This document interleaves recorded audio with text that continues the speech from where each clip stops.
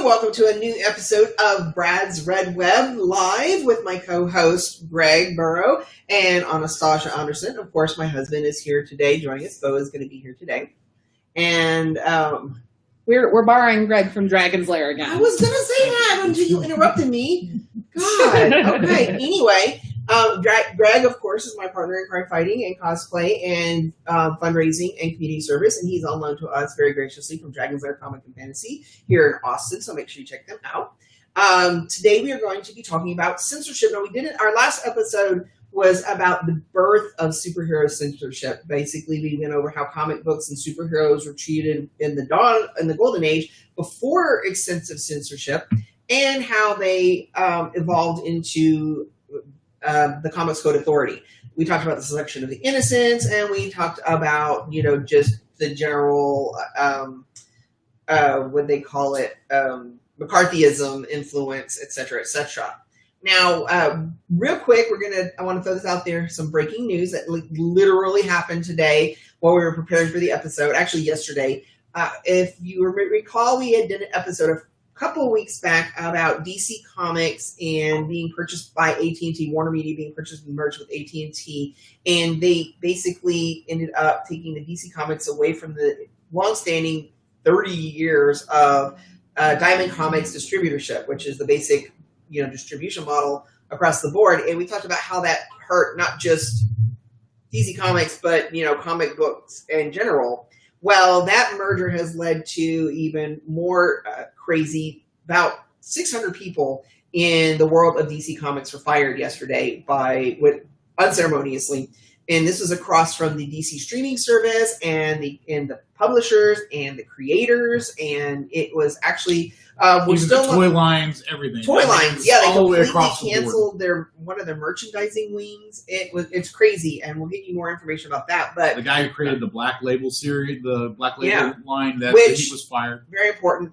We will talk about this. I just want to throw that out there because at the end we're going to talk about how this affects censorship. It does have a very big impact on exactly what we're talking about today. But in the meantime, we're going to go over our censorship part 2 that we'd already written and prepared for you guys. Basically, we're picking up after the creation of the Comics Code Authority, which limited a lot of content.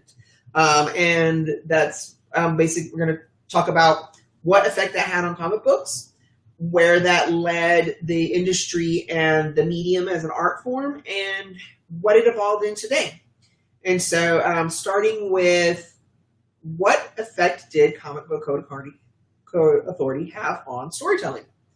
Any thoughts? I mean, I don't have thoughts. I can talk it, but I mean, it's like the more obvious one. If you saw our last episode, we talked about some of the limitations that they had put on stories. It's like there was a huge limit on violence. You couldn't have any guns or any sort of weapons. You can't even use violent words in the titles. Yeah, no cursing. You had to, it's like the bad guys always won, or the bad guys always lost, the good guys always won, and your superhero had to constantly defer to authority.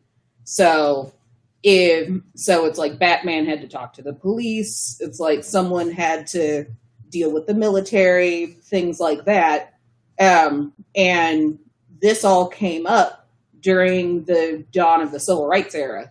And so the Comics Code Authority limited a lot of people's ability to tell their stories and to be able to promote diversity, because at least back then we were still considered bad guys. Mm-hmm. And it's like, and most of the issues we were having, like police brutality back then, we swept under the rug. Yeah, you couldn't talk about that because it's like, that's not for kids. That's not part of the stories. And there's plenty of other social movements that were happening back then that, because they were considered not kid friendly or violent or just unwholesome, it's like a lot of them just got swept under the rug.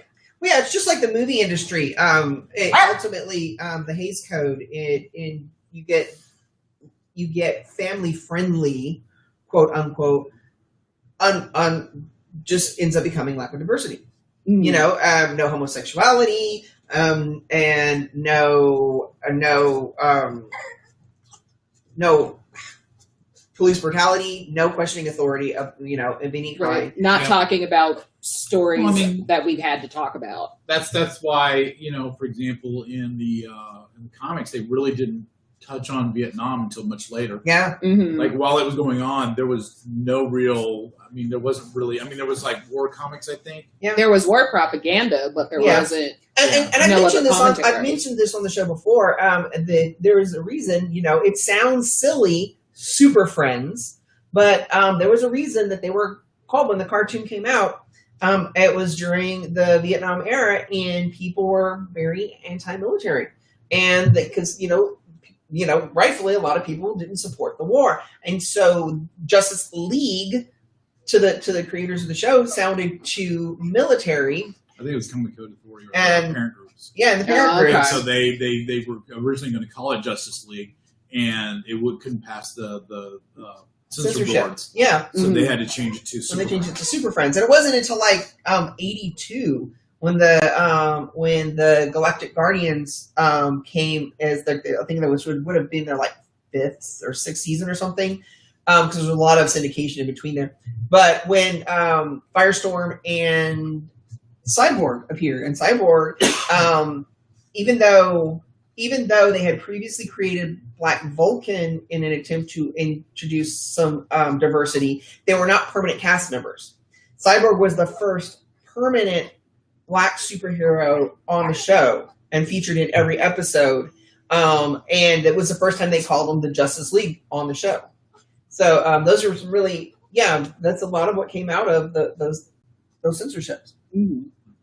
And of course, we get to the 80s and before the 80s, it's still the 70s when Stan Lee was breaking those barriers. 60s and 70s. Yeah. Yes. With Spider-Man especially. Yeah. And X-Men.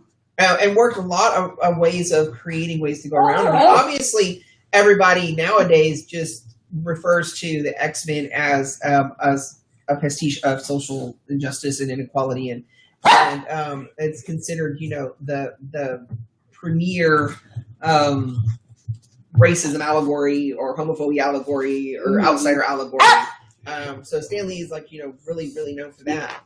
But also the comic books with drug addiction was a big topic of the time. And I can't remember what issue. I think it was about in the 190s when Harry Osborn was addicted to drugs because he had previously been chemmed up by his dad to be the new Green Goblin. And it was the first time Marvel just said, okay, at this point, screw it. And they started running things without the authority at all. And that led to a couple of really amazing stories. Some of the most important historical comic book superhero milestones to date, such as you guys jump in, y'all can cut me off, right?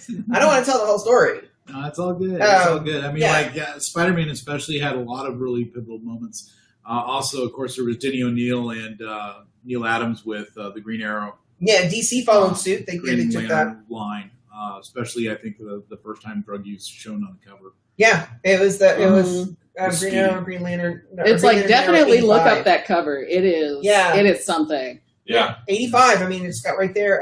Green Arrow's sidekick Speedy, who eventually became Arsenal, is shown in the forefront of the picture. Yeah, he's at the very front, needle in arm. It's like they're in the back, and they're saying, "Now do you see that this is a problem? Because look, it's one of our. It wasn't just a random kid. Yep. It was Speedy, one of their own superheroes." And and I know this came much later, but you finally even got something similar to that with the Kyle Rayner Green Lantern story arc, where they addressed hate crimes against gays. Yes.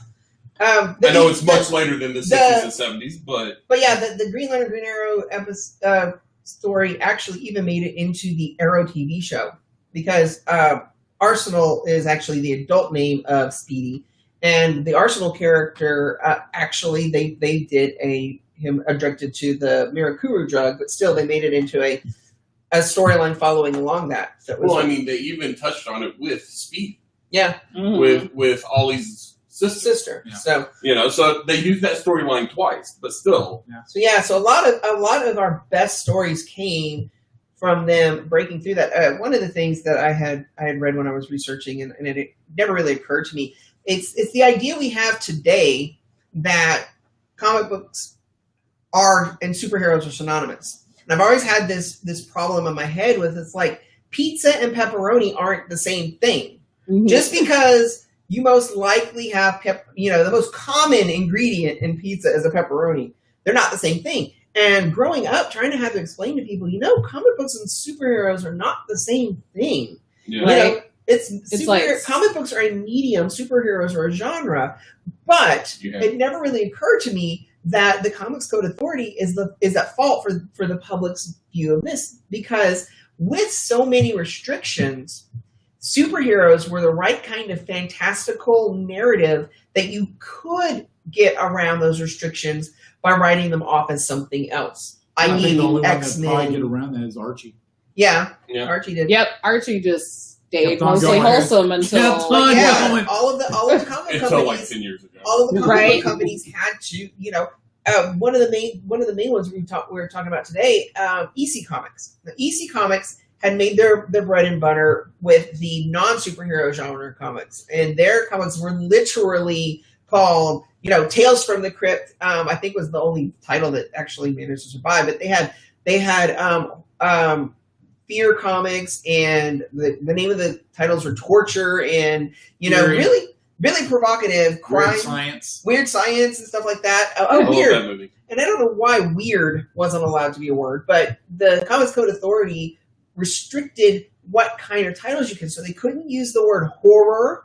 They couldn't use the word terror. For some reason, they couldn't use the word weird or any of that in their titles. That's true. right. That's So still a essentially, chicken or the egg almost kind of like thing. they went down the line of every single comic that The EC DC had and said, you can't use this in the title, you can't use this in the title. Yeah, the Max and Bill Murray, the editors and publishers of EC Comics, they started to take it personally, as they would. Yes. And it kind of limited them to not being able to produce stuff. That's why they changed Mad from a comic book into a magazine format. When we get our modern Mad magazine from EC, which is still going today, but they changed it to it was the one non-horror media, first of all. So they kind of used that as a springboard, and then they changed it to a magazine format, which was actually applicable to a different set of restrictions that weren't quite as harsh as comic book ones were. Mm-hmm. So they started adding other content and articles and things like that and interviews to be able to get around that. And that's why Mad Comics was their kind of view, especially, and this is like the most famous, we'll talk about this again when we do our Black Matter episode next season, but one of the most famous throwdowns was Judge Charles Murphy, who was more or less the head of the Comics Code Authority at the time, and had a mat on for anything. He might as well have been a Puritan, like settler or something, with a white wig. I mean, he went by Judge Charles Murphy was, his title. Right. That And sounds like a bad guy name. It sounds like a bad guy name, right? He actually was flexing his muscles because he could, and there was a reprint comic. First of all, they were releasing one of their science fiction anthologies. They had written this new story. It's not said what was rejected. I'm really interested to know what was originally rejected, but they had to come up with content at the last minute. So they reprinted a story from one of their pre-code comic books that featured an astronaut who is traveling in space. This is in the future. He's traveling in space, has his big helmet on. He lands on this planet, and he's working for like the Galactic Federation to seek out new, societies to join their federation. And he finds this planet that's occupied by robots, and they're blue and orange robots. And for all intents and purposes, they're the same, just some are blue and some are orange. And then in his course of investigating these robots and this society, he discovers that the blue robots, I think, are treated completely different. They have no rights. They have no say. They're used as slave labor. And there's basically a high level of inequality. Yeah, and so there's a high level of inequality. And so this astronaut declares, he tells them basically, until you can get this under control, we don't think you belong in our federation or whatever. Because, this is not the way you treat people. They need to have equality. And then at the end, the astronaut removes his helmet to reveal that he's a black man. Now, for the 50s or late 40s, early 50s, when it was written, that was provocative enough. But it made a point, right? Come like mid 50s to mid to late 50s, when EC is trying to reproduce this, Judge Charles tells him that he can't have a black man. One panel, he takes the helmet off. And he's like, you can't have that. You have to change it to a white man. And it had like this beautiful description of how like the sweat on him looked like stars and stuff. It was so cool. Yeah, it was something really, a description of that nature, frankly, just wouldn't work. But it was Right. the whole impact of it, the whole impact of the story. The whole impact of the story was like, and behold, he's like a black man in white America, and the judge was like, no, you can't do this. And so Max, he says, no, can't do this. Yeah, I'm going to have this. He insisted. He had a fight. He had a throwdown fight on the phone, and finally the judge is like, fine, you can use the black man. You just have to take the sweat off of his face. And I'm like, really? You're just that determined to be in control. Now we have to take, and basically he told him to F you and slammed and hung up the phone on him. Right. And they printed it anyway.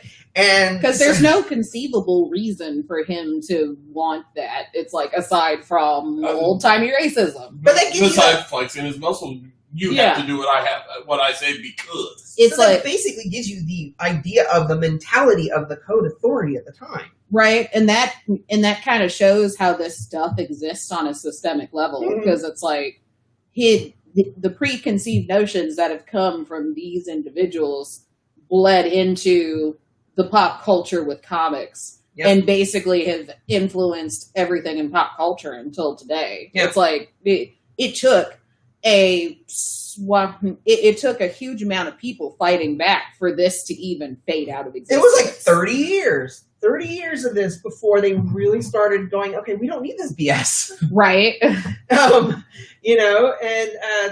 that's really what ended up happening with the revisions. The Code Authority was determined to keep their power and and so they realized. And they made little accommodations. Yeah. It's like people like Stan Lee, even though he was fighting back, he still had a lot of clout, but it's like the more he pushed, they were like, fine, I guess you can put this in here, or I guess you can put that in there. And it's like they just kept kind of dismantling it one little thing at a time. Yeah, hacking away at it. The first major revisions were right at the 80s. But then it just kind of got to the point where, as we talked before, the dawn of the direct market. And so you start having comic book shops.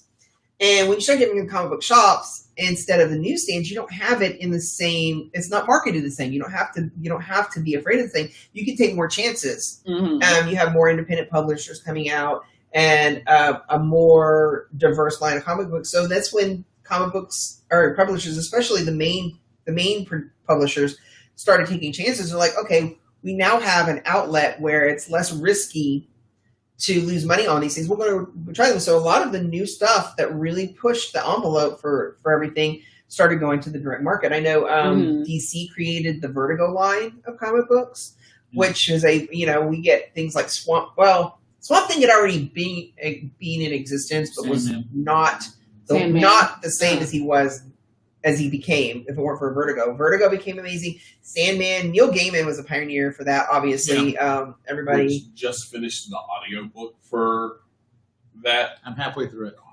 Yeah. Oh my. So, but yeah, Sandman, Constantine. Constantine is like a big name now. Everybody knows, in comic book world knows Constantine. But yeah, that came from an entire line that DC produced that was just like, basically, we aren't even going to bother with the code at this point. Right. So, and you're more in this industry than we are. So it's like, dude, it's like once the Comics Code Authority like stopped and sort of dissipated, what did comic books do instead to regulate it? Well, there's a rating system on most comics. So Mhm. most comics will say, like, give you an idea if this is kids or teens or something like that. But there's still a lot of comics that have no rating system on them at all. Well, I know some of the Um, bigger ones did well, at one and point they're divided up. adopt a self-regulated system similar to Yeah. how the video game industry did. One of the big problems with those rating systems is not so much the rating systems themselves, but having worked retail myself and with the video games in particular, but even with some of the comic books. It don't stop nobody. Well, comic books, video games, animation all have the same social stigma. Mm. They're for kids. And that's I mean, that's do you a know lot how of- often I see PG-13 or rated R Yeah. animated films in the children's section because it's a cartoon. Yeah, we Right, talked it's a about this. cartoon. The It has to be for R-rated, kids. the R-rated Marvel animation is still put in the family section at Best Buy. Because and- well, not just Best Buy though. Well, yeah, but Right, a lot of places. for It's sure, like, this is one I can identify specifically, and this is a long-lasting side effect of the Code Authority because Well, for I so know- long yeah. it kind of, sort of, in a way, was. I know that we talked about this before, but at Dragon's Lair, when we noticed in a kid's title, Batman, the Animated Adventures Continue, #1, they had an ad in there for the Joker anniversary issue that had like Joker with a crowbar with a lot of blood all over the page, and we were like, this isn't appropriate for kids. So we didn't put it in the kids section. We put it in the teens section. And that's a kind of an interesting point too, because But otherwise, it was totally safe. For kids. in-house advertising Yeah. is another thing that the direct market ended up having an effect on, because previously, publications were comic publications that we talked about were very much beholden to advertisements, and they had to be able to put some for revenue. It wasn't the publication itself. Once you started going to the comic book shops and the publications themselves became the merchandise, they were able to promote other ideas and get people excited or gauge interest in things. So that also gave them a freedom of producing new, diverse content and breaking away from some of those restrictions. Mhm. Not to say that there weren't still plenty of groups and people that wanted to get in on it and stuff. So it was a very interesting time. A lot of underground comics really went for taking advantage of sexual representation, and there's So yeah, but at the same time, if you think about it, I mean, how many of those characters wouldn't work or have the level of popularity they do now if they were actually successful in censoring some of them? Chaz just commented, what if they had been successful in censoring Deadpool? Right. So which is we're gonna talk about that here in a second. Or Vampirella. Yeah, Well, yeah, Vampirella. Vampirella. A lot of things. I think one of the biggest block breakers for censorship in comic books was Image Comics. I think Image Comics really had this major impact on the industry in so many ways, because it was a creator-owned. It first of all, it broke a lot of the work-for-hire practices that had been going on for a while. And so you got to remember, when it comes to censorship, a lot of the creators had their hands tied because they work for hire. They didn't get paid. They didn't get ownership of their properties. They were basically, sweatshop comic book creators. It was all run by the editors-in-chief or the head publishers, and everything had to go through this stringent, of whatever, if you've ever seen our History of Gay Superheroes panel, Jim Shooter is notorious for having just crazy ideas of how to stranglehold content. And so Image Comics, a lot of creators basically broke away and said, we're going to create our own comics and publish them. We're going to pull together and create it. And of course, Spawn is the flagship character. Spawn and the Savage Dragon are two of the main ones that have really pushed that. And all the other comic books had to kind of up their game to compete. And it, for better or for worse, some of it we just got crazy violence or crazy. I mean, it's female like, superheroes were already kind of sexualized in a way before that. You know, But it was I've got this one is thing when to it say about straight up went to like, boobs galore. this. Yeah. yep. But you know what? I just got one thing to say about the whole sexualization, the stupid, skimpy costumes that there is no amount of body tape on God's green earth that will Right. actually keep those suits in place. I want to see them put a man in those. Oh yeah, like I remember telling you, it's like holding this together is a delicate ecosystem, Yeah. and to have someone with like these big honkers, and And they're like a just spaghetti sitting, strap. they're just sitting perfectly in like a deep V-neck, and you're like, all Oh, right, hell no. whatever. Hell no. All right, whatever. But that's kind I mean, of, at least with Jean Grey and the Invisible Woman, they have TK to hold stuff in place. I guess. True. But, I think my favorite thing to come out of the whole Independent Wars was that finally DC took a chance on one of my favorite writers. I talk about him all the time. Is Dwayne McDuffie. He worked at Marvel. He worked at DC. He was just an incredible talent, and DC was like, okay, we need something diverse and independent, and they finally gave Dwayne McDuffie his own sub-publication line within DC Comics called Milestone Comics. And that was an amazing breakaway from any of the previously imposed restrictions. I mean, you had Black characters that were in a range of diversity from, highly educated, and they still had game members. But they related to them not as villains. Like they were heroes. They were people with powers trying to get away from that life or trying to improve that life for others. It was some of the first homosexual representation that I ever saw in comic books. Some of the best. Now, a couple I of have to refresh my memory on that one. What character? on his name was Fade. He was like a ghost-like guy. And then he never made it into the cartoon. So just Static Shock actually was one of the properties from the Milestone universe that got mainstream attention because they made it into an animated series. But I loved Icon. Was an amazing character. My favorite thing about him is that he's kind of like a Superman character, but his people are adaptive, so they have no form, and they're intergalactic travelers. So their genetic is designed to imprint with the dominant life form that they find.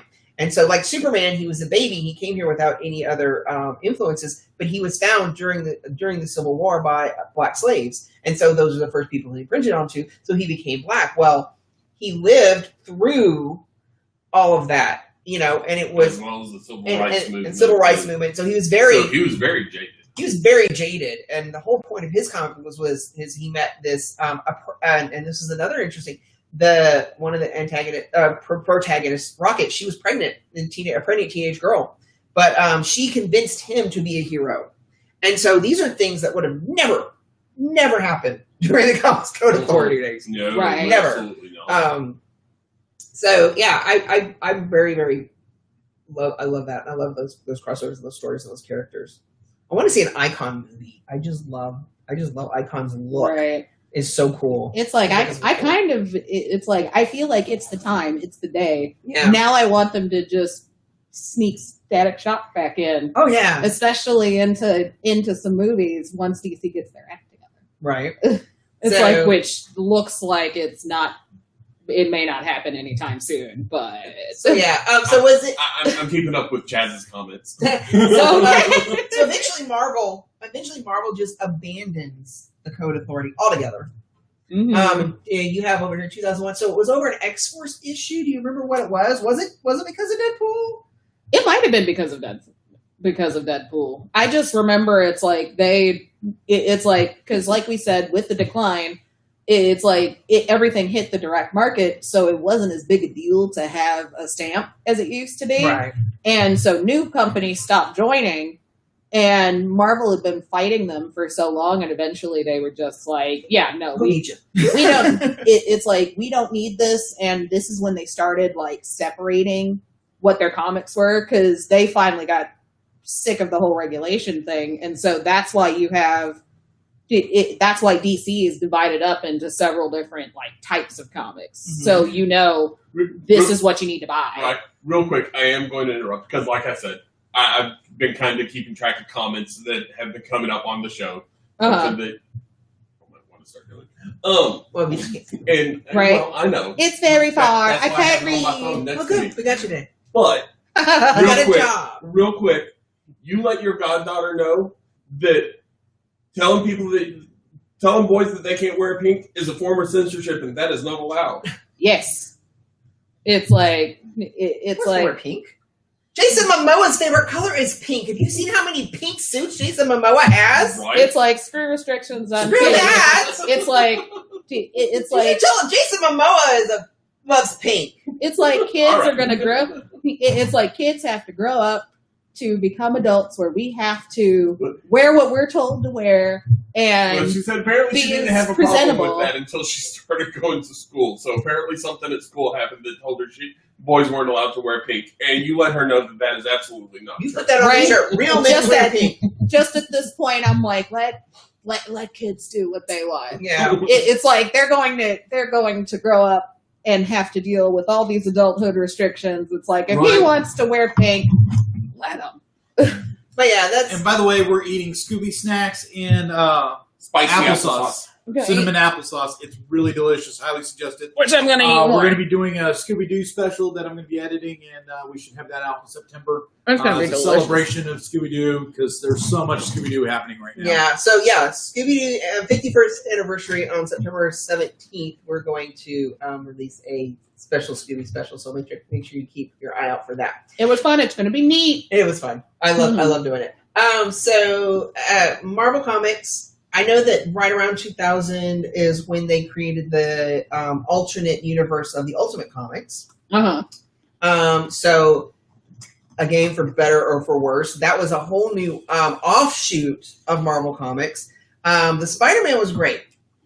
Brian Michael Bendis, who gave us Miles Morales, managed to take X number of years of Spider-Man stories and compress them, and he was able to edit out some of the gibberish parts and make some of the Yeah, now if they could have just edited out some of the gibberish parts that they put into the Avengers, the Ultimates. But yes, but Oh, that was I have a lot of issues with that. I mean, I think some of that it was good. Like I said, there's ups and downs. it was so speedy, and it was like, okay, we're gonna hit this this landmark, we're gonna hit this landmark, and they're skipping over They weren't giving so themselves much. time to organically grow. because I mean, But especially it's- when it came with Gwen Stacy, it was like you just started this like triangle between Gwen Stacy, Mary Jane, and Peter Parker, and the next issue she's already dead, Yeah. and it's Okay. like, But here's my idea on that one. It's kind of like the reason that the new Spider-Man in the MCU is taking off is because you don't have to go through the drudge of all the continuity. I think what he was trying to do was trying to offer up at least the continuity from the longtime fans, but get it to a point where you can do something different. And I think that's what led to Miles Morales. If he wouldn't have had kind of done that and found a way to try and do the fan service and move it along at a faster No, pace, absolutely. we would have And gotten to that. Miles is one of the definite successes of the Of Ultimate Ultimate Universe. Yeah, I mean, Uh-huh. a lot of the Avengers movies take more cues from the Ultimate Universe than they do from the mainstream comics, simply Yeah, because fortunately, they take their cues for Captain America from the mainstream comics, not Yeah. the Ultimate. I love that though. yes, and No, I do like too. said, I do too. there's positives It's and not. fantastic. But But you know. also, there were horrible things that would have never made it through censorship, like yeah, we you don't know, even need to go into some of those horrible. some of those. things. Okay, It's like we've got time. well, let's we see. got time, Let's but see. I mean, Cannibal Hulk, Cannibal Hulk. It was fun. incestuous Scarlet Scarlet Witch and Quicksilver. Quicksilver. Ant-Man basically attacking Wasp with ants. Domestic abuse, but with ants. And what the funk was up with Mr. Fantastic? All I know that is version went evil. he's The evil, what? and he's still. I still keep reading. He still popped up in the Yeah. Maximum He's- Maximum he's- Carnage. He's one of the ones that shows up because Marvel has the Council of Reeds where he has contacted other versions of himself. He shows up through that, but he is one of their adversaries. He's a main character in the Spider-Man books in the Dan Slott era towards the end because he piggybacked from the destruction of that universe. So when they brought Miles into the main universe, he followed. Mm-hmm. And apparently what happened is that he didn't think he was smart enough. So he used his shape-changing powers to make his brain bigger. So he's got this like misshapen cone head. I'm still like, that's not. Yeah, that's comic book rules, I guess. Yes, right. I'm like, that's not how that works. That's not how that works. But in comic book rules, and apparently it drove him mad. Or he thought he was better than everybody. I don't know. It's just weird. Little column A, little column Well, B. now I have to see. You have to see it, yeah. Just look for Ultimate Mr. Fantastic. But Marvel also created their Marvel Max line, which also had some ups and downs. It gave a lot of. They literally just like, here, go nuts. Some of our most violent characters and go even further. Yeah. Now, Punisher, Wolverine. Luckily, the Marvel Max Spider-Man, the two Marvel Max Spider-Man stories were not actually that bad. I actually enjoyed the second one. Oh, that's unfortunate. I know, right? That is wow. Okay. I liked the Marvel. I liked the Marvel Max Daredevil stuff. I did not like the Marvel Max Death of Daredevil. But again, these are things I would have never accounted for in censorship. However, since what? Chaz is Googling it right now. Yes, do it. Please Google it. It's so weird. So since it's like they try to trick you with some full frontal pictures. And I'm like, what are you talking about? This is fine. And then you scroll and then you find the side one and you're like, oh God. It's like, yeah.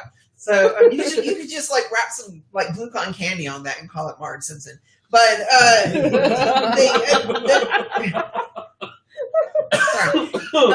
so coming out of that though, we get into the modern era in the digital age, and comics start going digital. Not only are they putting older comics on, they're archiving things, they're releasing digital archives, which has a huge impact on people's perception of comics because it's like you're seeing things from times past in a completely different light. Mm-hmm. Things that out of context are just like mind blowing. And then some of those out of context, I love them because it's not even necessarily bad. It's also a great study of how words have changed. Words have changed, language. Yes, oh my God. There is, and here's hoping I don't get in trouble for this one. There is a whole website dedicated. If it's still there, it's called Super Dickery, and it's just like. Oh no, I was going to talk about Batman talking about Joker's boner. Yeah, that's on Super Dickery. Okay. Yes, because it used to boner was a boneheaded move. Yes, it was. Oh my God, you messed up. Yeah, and Joker. Yes, Joker made fun of Batman for making a big boner. Right. That's the one we're talking about. Yes. Don't get mad. Yes. But anyway, archiving old comic books, of course, changes our perception of them, and also the trend that started that direct to digital comics also started having a different distribution and different viewership, and so it started getting more attention and it started requiring more censorship. More content started to be it's readily available now. Yeah, the it's content is more easily scrutinized. It's like that's it. Yeah, it's that combination. It's that perfect storm of, instead of me having to get up, go to the comic book store and browse and find it, not only can I just download it onto like my Kindle or something, but now I can also, if I see something silly, just take a picture of it and post it on Facebook. Like, it's easier to spread this stuff faster. Yes. And so it's easier for it to be suddenly scrutinized. Mm-hmm. Mm-hmm. So what I call the court of public opinion, there is a lot of influence of social media and mob rule on the content of comic books. Yeah. And just like everything else, there's good sides, there's pros, there's cons. Yep. Mm-hmm. One of the ones that I was talking about that just recently happened is covers, especially cover art, especially get scrutinized. Mm-hmm. The one that, of course, hit like a lot of people's consciousness was like the really bizarre Spider-Woman comic book. Manera. Yeah. Well, I mean, he's a European comic artist, and mostly what he does is super sexualized stuff. Yeah. Now, if you were like me and you grew up gay, looking at comic books in a regular comic book shop, and you've already seen all of these like bizarrely shapen women with like whatever, you're desensitized to it. Like I honestly, it's a sad fact of it's reality. one of those you guys. Well, Somebody has to point it out to you.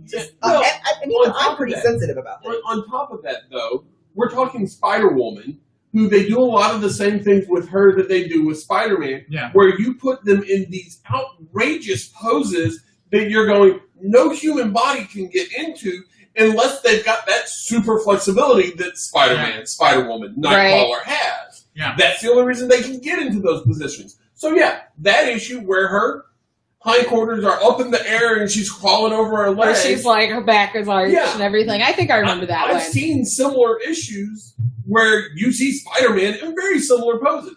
But because he's known for sexualizing the covers and women and everything, it caused an uproar. It came out completely different. Yeah, it came out completely different. But the thing is what I loved about that is when I first started seeing stuff about that, there were several articles that were popping up going, why is this worse than this?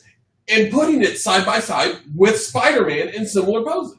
It's like but it actually, because it is. That's still a power. That's still like a power pose versus like an enticing pose. Exactly. It's like it's who you're part. It's who it's for. It's like if somebody if he's known for making that kind of art, it's not necessarily that the sexuality isn't there. But he's definitely doing it. Just he's more honest about it. Yeah. And the point, that's of it the is style of art he's always done. It's not like he's doing something.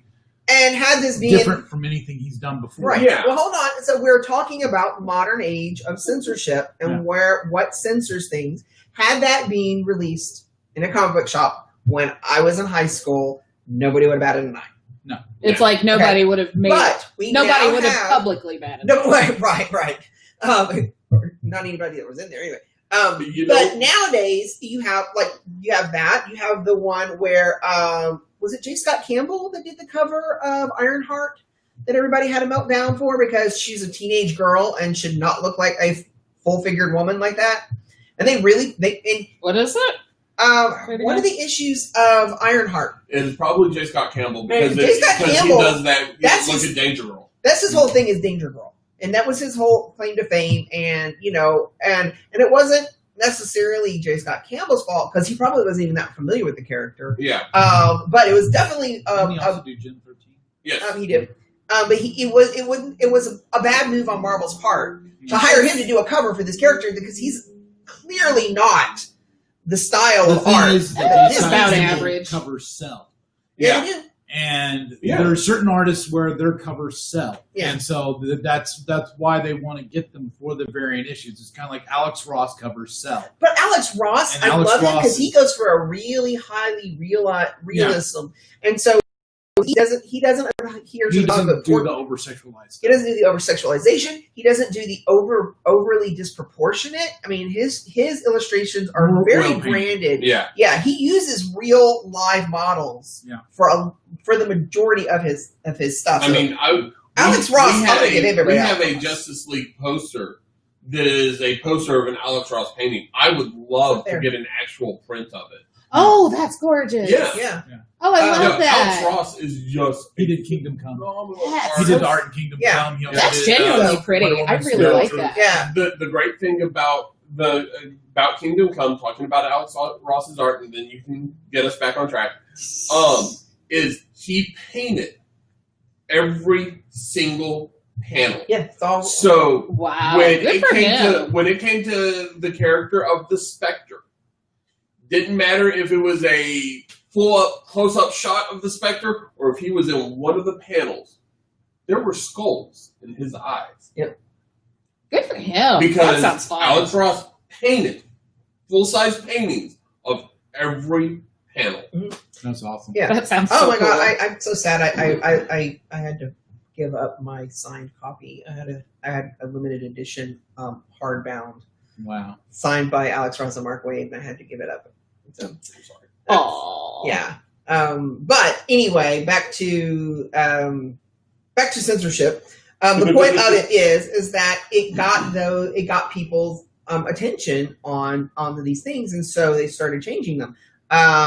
A recent issue of, for better or for worse, a recent issue of Wonder Woman, she's back to working as, a spy, the Diana Prince, spy kind of thing, and she's got a partner. I don't know who the character is. I'm not up to date on it.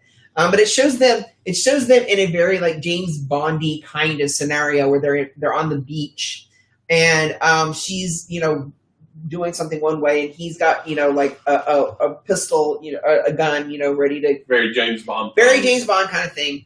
And apparently it got some kind of outrage where they went through and edited out, and the actual issue being released, they replaced the gun with and the outrage is because of right now everything that's going on, with the gun violence and stuff like that. They don't want superheroes associated. They don't want superheroes associated with guns, so because they still consider it a kid's medium. Pretty much. I don't know why, but they replaced the gun with a flashlight. It's just That's so bizarre. silly. It's bizarre why he's got a flashlight, or at least what looks to me like, I'm not sure. I'm assuming it's a flashlight, but he's got this thing on the beach, and it's like what? And then some of them, Marvel kind of before they actually fully came out to embrace Black Lives Matter movement.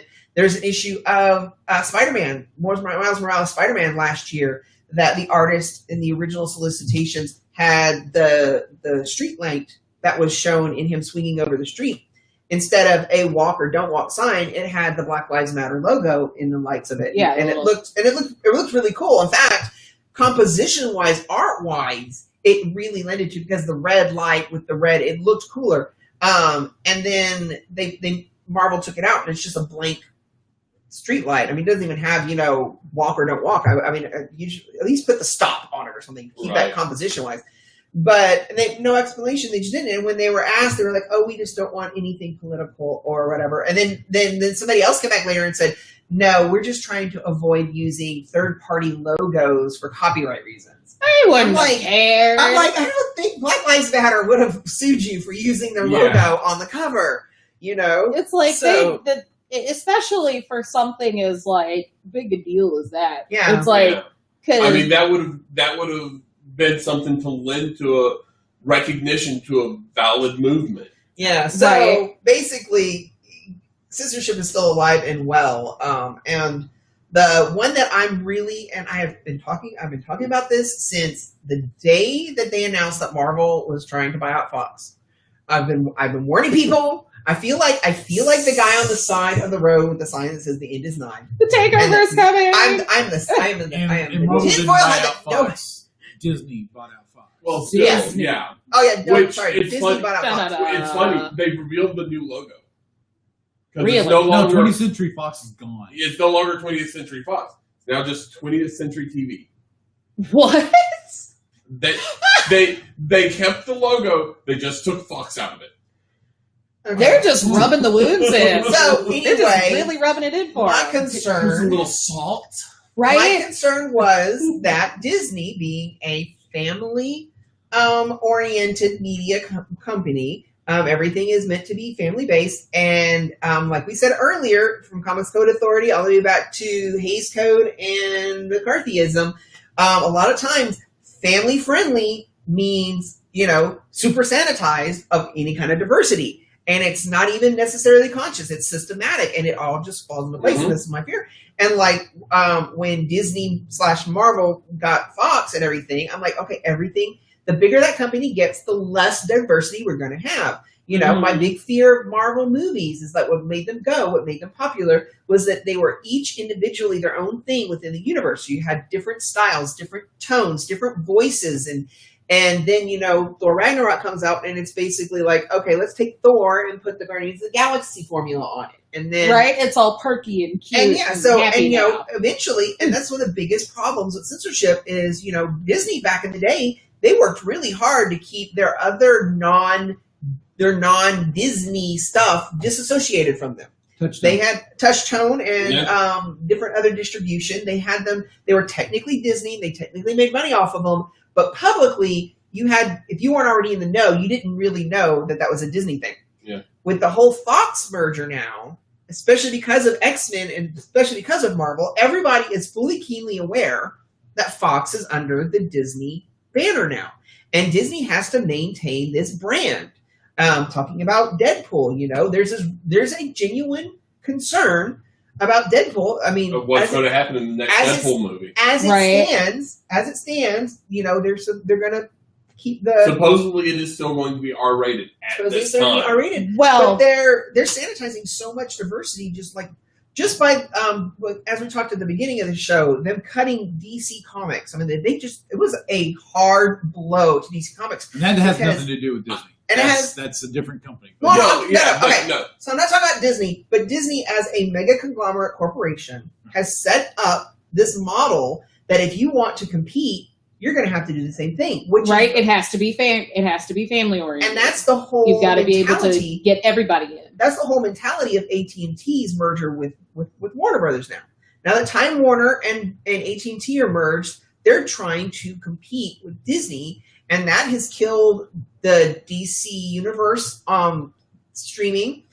That's why all of the shows have been jumped over to either HBO Max or to CW. I'm CW. still so salty about that. That's Well, why we were looking at that. The only CW show on the HBO Max under the DC heading is Batwoman. Yep. Mm-hmm. Yes, from CW. Otherwise, Arrow doesn't show up. Flash doesn't show up. Supergirl, Stargirl. From the DC Universe app.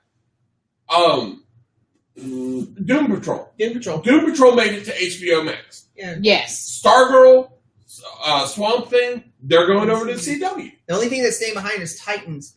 But look, my point is that now we have this other. It's just like the big two, whereas the big two in comics was Marvel and DC. Well, now they're both under the banner of the big two, Time Warner and Disney. And they're what's controlling our content. And Marvel has not done this yet, which I'm just waiting for that bomb to drop. But they at least still have the publishing end of the business as an IP farm where they can, they're still, going out that way. DC, by cutting all of these jobs, that the main ones going, especially in the publication end of the industry, and especially because they're not willing to release the list of who's been let go. Yeah, it's it's the diverse voices. It's more of the newer ideas and the newer voices, and it's really going to hurt that. There's really going to hurt the diversity of it. One thing that has just been brought to my attention. Apparently, one of the good things to come from it is that it does not seem to be affecting the Harley-Ivy relationship. Oh, thank God. Well, that's the most important. Frankly, if they do, I mean, but like we talked about, though, while Marvel had their Marvel Max series, DC had the Black Label. Mm-hmm. Yeah. Black Label's been cut, and Black Label is... Well, the guy who created the Black Label brand was one of the guys. Fired. Yeah. So that does indicate that there's a good possibility, but I mean that we don't know what's happened because DC hasn't released any information yet. Well, like I said, this is a fresh one, Right. and Yeah. so we're It's a also developing processing. one. This is still developing. Yeah. But it's very disheartening, especially for people in the comics industry, because a lot of people are talking about how this is probably the death of the DC publishing arm. Mm-hmm. Yeah. If they're really going to be cutting that many jobs, and if they're going to be cutting that many titles, Mm-hmm.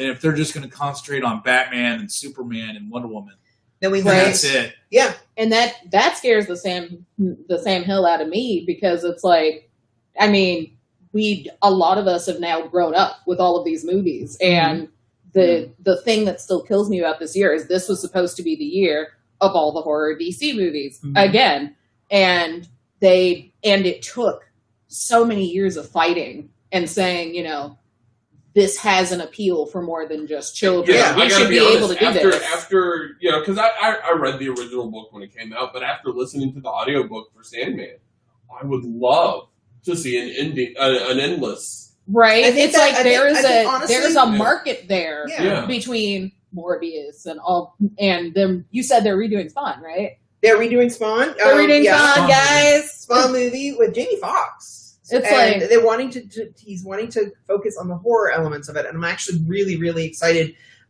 with what I heard from that.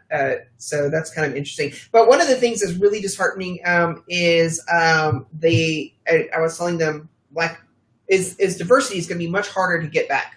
Mhm.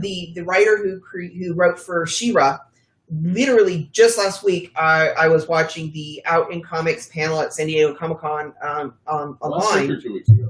It was a week ago. It was not that long. Mel And Stevens, right? yes, Yeah. she created Lumberjanes, which is a comic book that is Amazing. Yes, and it was supposed to, even as of last week when they were live, she was still in the impression that this project was going to go through, and now because of all of the cuts and stuff, it's Tanked. tanked. It's unceremoniously been just chopped off the block. It's one of the few things that it's being confirmed has been removed. Ooh, So Which we're really getting- sucks. we're yeah. getting close to our time. it's oh wow. Yeah, So time flew. Anyway, hope you're enjoying our ideas on our thoughts and stories about censorship in comic books. And please keep reading. Your voice counts. Your dollar counts when you buy comic books. And it tells them what you want, and make sure we're use the power of the censorship and demand what we want. That's one of the things that we really need to keep working And towards. let people know you want to see Wonder Woman in the theater. Yes, Wonder Woman and Black 84, Widow. I want to see And Black Widow. And Black Widow. I want to see both of those. I want those in in the the big If screen. anybody denies us that, yes, it will be pretty bad. They're That worth goes waiting straight to for. streaming. I mean, we've waited this long for Black Widow as it is, Yeah. and New Mutants. New Mutants. Good God, yes. I'm still like they keep saying. They keep saying. They keep insisting. You know what? I did love the San Diego Comic Con trailer because they actually make fun of all the tweets. All and of the- they all make of fun of themselves for how many for times the it's been delays pushed and back. stuff. So anyway, So this is Brad. Thanks for enjoying our Greg, season Anna, finale. and Bo, and we appreciate you coming on the show. And make sure you check us out on September 1st. Will be our next episode live. And thanks for coming. Right. Bye, y'all.